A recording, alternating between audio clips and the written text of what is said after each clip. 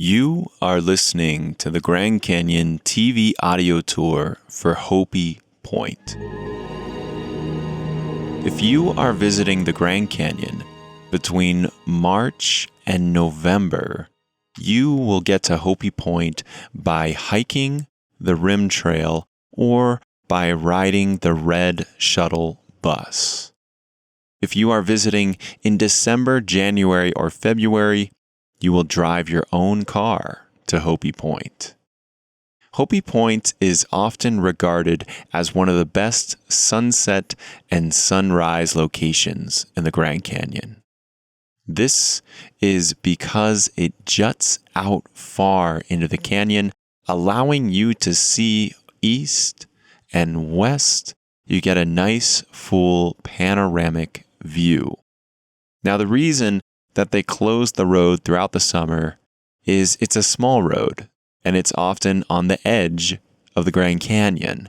And so it could become quite dangerous to have all those cars going throughout the summer. Again, that is March all the way until December. March all the way through the end of November, you must ride the shuttle bus. Hopi Point is also recommended as a sunrise sunset location because it has restrooms. Not all viewpoints at the Grand Canyon have restrooms, so be sure to check that information when you are planning your sunrise or sunset. Also realize Hopi is not the only go-to spot for sunset and sunrise. It's very difficult to have a bad sunrise or sunset location at the Grand Canyon. The only thing that's going to make for a lesser sunset or sunrise is going to be the weather. However, almost every single viewpoint is going to allow you to see beautiful scenery. And at the Grand Canyon, it's not just about staring into the sun like you do at a beach sunset. You're also looking for that opposite turnaround view of the color of the sun splashing across the various rocks of the Grand Canyon. Desert View is my favorite sunset location in late July and August because that's where you'll be able to watch the sun drop right into the middle of the canyon. Desert View is far to the east, so you're looking all the way west down the canyon. However, Hopi is a go-to kind of all year round spot. Also realize that sun is always shifting day by day, which is why there is no single one best sunset location in the Grand Canyon. Now, why is this viewpoint called Hopi Point? Feel free to wander around and enjoy the scenery as I tell you some of the history. Hopi Point is named for the Hopi tribe. As you will find, there's Pima Point, Mojave Point, Navajo Point, Lippin Point, Havasu Gardens. Many places in the Grand Canyon are named for indigenous tribes. And the Hopi people currently live all over the world, yet their reservation is located just east of the Grand Canyon. While many people will say St. Augustine, Florida, is the oldest continuously functioning city in the United States of America, they are wrong. The oldest continuously functioning city in the United States of America, functioning, or you could swap that out with occupied, the oldest continuously occupied city in the United States of America, it's actually on the Hopi Mesas just east of the Grand Canyon. The town is called Oribe, or Old Oribe, and the Hopi people founded this town around 1100 AD, thus making it the oldest continuously inhabited settlement in the United States. The reason people say St. Augustine, Florida is the oldest is because the Spanish were setting up that town in 1556. Hold up. That's more than 400 years after the Hopi had founded Oribe right here at the Grand Canyon. In the Grand Canyon audio tour for Moran Point, I speak about the history of Spanish conquistadors. Yet, this audio tour is all about Hopi Point, and yes, I'm calling out the uneducated historians and tour guides who are going around saying St. Augustine, Florida is the oldest town in America when it's really Oribe, right here in Arizona, on the Hopi Mesas. If you guys are just joining my audio tours or my podcast or my YouTube channel, you guys are going to find I'm a super nerd. I like to dig deep into history, and this is something that I really want to bring to light, that we are amongst some of the oldest Americans when we are at the Grand Canyon. The Hopi people's ancestors were likely the ancestral Puebloans who lived at places like Tusayan Ruins on the south rim and the Walhalla Glades on the north rim. You can find those ruins on maps. However, the park is beginning to shift names. We're kind of moving away from that term ruin. I'm simply using that to describe what you're going to find on the maps today. However, when you are listening to this audio tour or podcast in the future, those names might change. But there is basically an old pueblo we call the Tusayan Pueblo or Tusayan Ruins on the south rim, and an old pueblo called the Walhalla Glades or the Walhalla Glades Ruins on the north rim. So these were very likely the ancestors of the modern-day tribe known as the Hopi people. Now, as you walk around and take in the sights of Hopi Point, I wanted to talk about corn or maize. Corn is a plant, a food found and grown all over the world today. However, corn was developed by Native Americans throughout South, Central, North America through the process of selective breeding of grass seeds. They slowly picked out the bigger ones and got it to be what we know as corn today.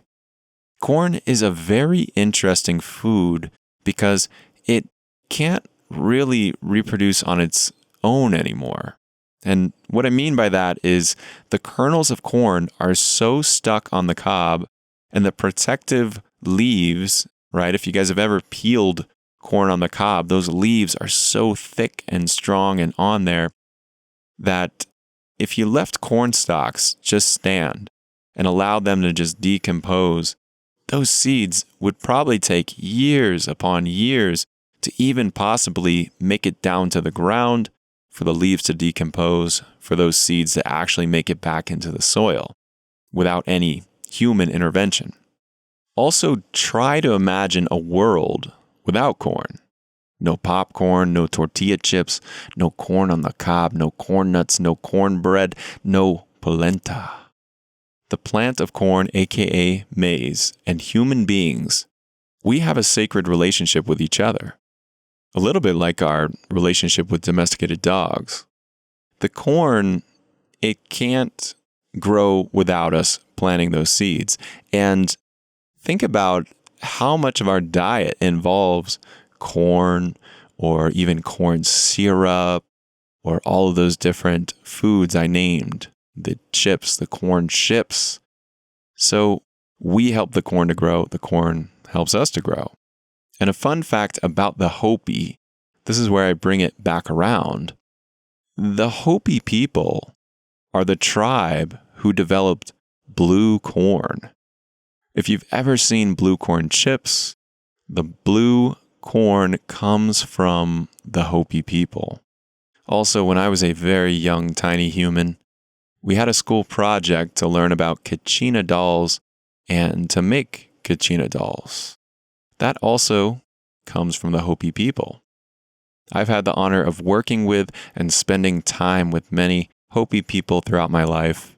They taught me much about the plants and animals of the Grand Canyon region. And while I share some of this Hopi information with you listeners, it will be best to have a future podcast or audio tour where we can hear directly from a Hopi tribal member. So be on the lookout for that. If you walk to the metal railing at Hopi Point, you will be looking out across the canyon to the north rim. Notice to the left or the west, you're going to start to see the Colorado River down in there. Also, looking straight down, kind of off to the left, you're going to see a thin line that is the Tonto Trail. And this is where the Tonto Trail is intersecting with the Salt Creek. So you can imagine every viewpoint that's jutting out to the Grand Canyon is basically going to have a creek on either side of it. That's why it juts out there. So on the west or left side of Hopi Point is the Salt Creek. And off to the right side of the railing, you'll also find that thin line of the Tonto Trail way down in there. This is where the Tonto Trail is intersecting with the Horn Creek. One last thing to note at Hopi Point is a plaque right up there by the railing. It depicts Bird's Eye Point on the north rim. The plaque reads, Colonel Claude Hale Birdseye, 1878 to 1941, explorer, geographer, surveyor.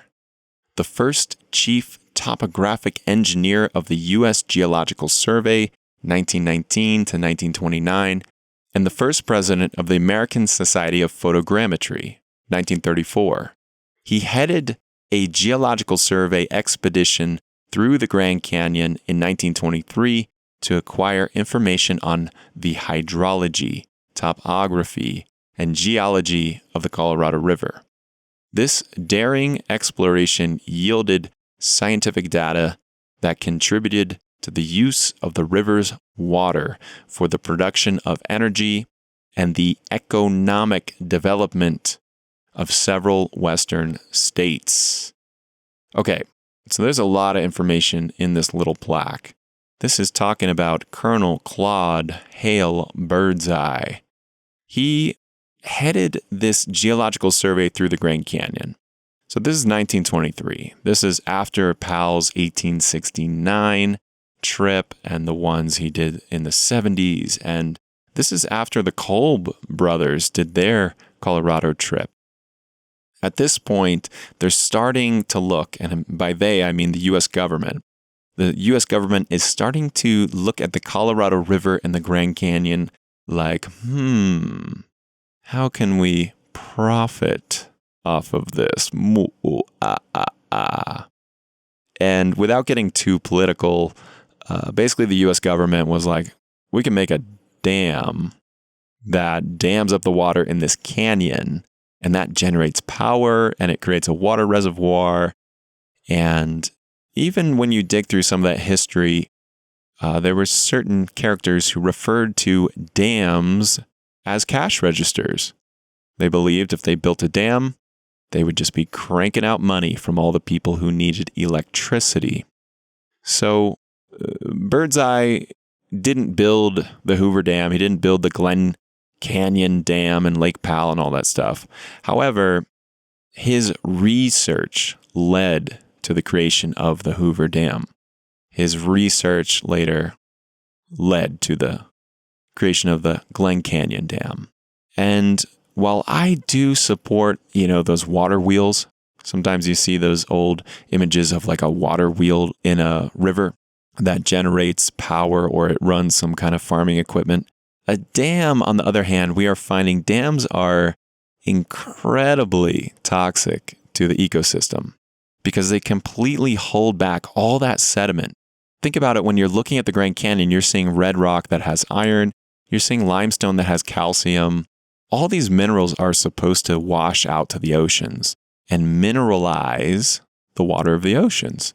However, when you create a dam, you hold all those minerals back and only the water is passing through. So I believe these dams have taken a huge toll on the health of our oceans. And right now, I'm recording this in the spring of 2023. Well, right now, Lake Powell has dropped significantly, and there is much talk about the future of the Glen Canyon Dam and Lake Powell, and talk about maybe It's time to pull that dam down and allow the ecosystem to do what it needs to do, right? It's almost like if you tied a tourniquet on your arm and stopped the blood flow from going to your hand is not going to be looking so healthy after a little while. All these things, they need to flow. Well, to get back on track with Birdseye and his expedition, the other thing that plaque talks about is the photogrammetry. He was the first president of the American Society of Photogrammetry in 1934. What does that mean?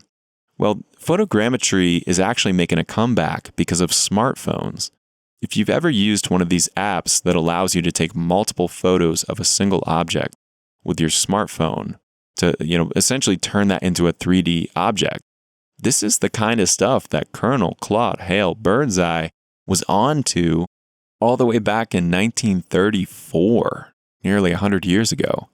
So when they did that expedition through the Grand Canyon in 1923, he actually had stereoscopic cameras. These were the cameras that would take multiple photos, and then you could create an eye device to look through them, and you would create essentially a 3D image. So he was on to all that kind of stuff back in the day. Also worth mentioning, Birdseye came a generation after John Wesley Powell. And throughout John Wesley Powell's final years, I'm talking in the 1880s, the 1890s, he ends up founding something called National Geographic Society. And John Wesley Powell says, do not develop the West. From everything he had found about the West, from the different Native American tribes he met and spoke with and learned their languages, he spent his final years telling people not to develop the West. He said, if you do that, we're going to end up with a Dust Bowl kind of situation.